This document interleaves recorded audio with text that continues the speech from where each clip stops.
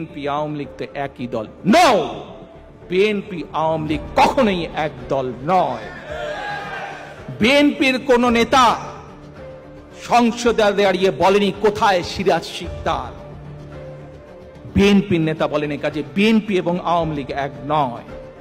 BNP নিজের দলের লোকজনকে বিলিয়নিয়ার বানানোর জন্য কুইক রেন্টাল প্রজেক্ট করেনি।